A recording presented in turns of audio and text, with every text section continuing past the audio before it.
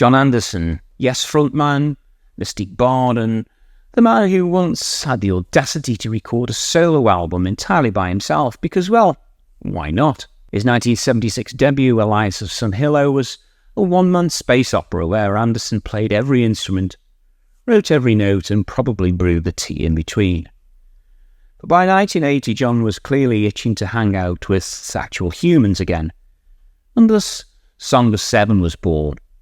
An album that's part Sonic Garden, part New Age pep talk, and part, what on earth were you thinking? Is it really that bad? Let's take a look at the evidence.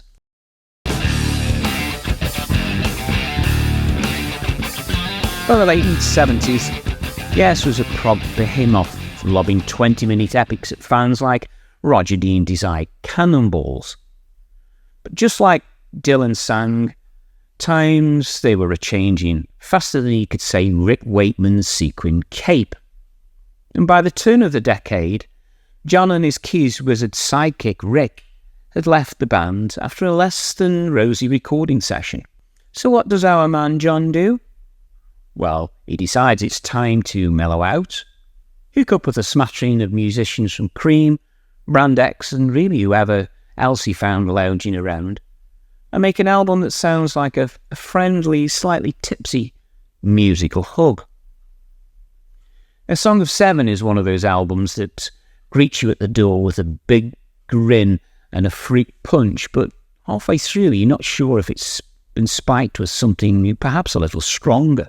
Take the opener, For You, For Me. It's got that bouncy, happy-go-lucky vibe, with a sprinkle of Vangelis-style synth sparkles.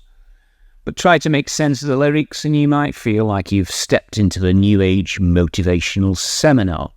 Don't forget, open brackets nostalgia, close brackets, tries to be a jazzy, bluesy number but ends up feeling like a cheesy B-side from perhaps a 70s game show.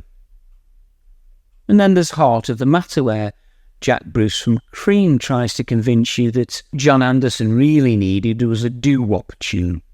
Spoiler alert, he did not. But don't be too hasty with the skip button just yet, because when Song of Seven gets it right, it really gets it right. Here it is a beautiful acoustic balm for the ears, reminiscent of the Yes days, just without all the wizards and lasers perhaps. Everybody Loves You is Anderson at his most straightforward. It's simple, it's sunny, and somehow still lovely, proving that even the man who once wrote a song called The Revealing Science of God can appreciate a 3-minute pop tune about, well, just being happy. The real magic of Song of Seven happens in its closing moments. Days is Jon Anderson doing what Jon Anderson does best, singing a love letter to nature with the kind of innocence that would make you think he's never had a bad day in his life. And then we have the grand finale, Song of Seven itself, a piece that feels like you've wandered into some sacred stained glass chapel of sound led by Anderson's voice and the graceful strings of the Dalmay Quartet. It's a hymn, a chant, a lullaby, and a hug rolled all into one. By the time Anderson is harmonising with his young daughter, while his other kids count down like they're launching the world's softest rockets, it's hard not to feel something warm and perhaps fuzzy inside. It's the kind of ending that makes you want to put on a robe, light a candle, and just bask in the sheer Johnness of it all. Song of Seven is quite a mixed bag of musical delights, some lovely, some ludicrous, but all undeniably Anderson. It's an album that dares to be sweet, sentimental, and just a little bit odd. And that's why it's stuck around in the hearts of fans for over 4 decades. It's not Elias, it's not Yes, but it's a delightful Jon Anderson-shaped piece of musical joy. So is it a blot on the Anderson landscape? Well, to be honest, it's not an out-and-out stinker, but unusually for such an accomplished writer and performer, there are perhaps more misses than hits, if I'm being totally honest. Don't shoot me. You can enjoy the album, but just maybe skip that doo-wop track. I rate it 7.5 going on an 8 because of the varying quality.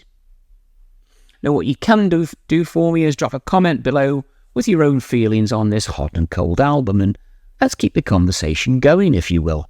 Now, if you've enjoyed this review, don't forget to like and share this video with somebody that you might think might also enjoy it. I've always said you can't really get enough of a good thing.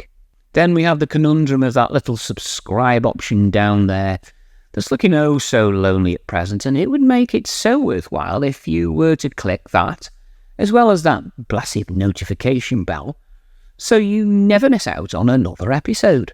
Until next time, keep spinning those albums, rotating those CDs, and throwing those floppy disks, and I'll catch you on the flip side. However, in the meantime, on screen are some other reviews and reactions I know that you're going to love. Thanks for watching this one.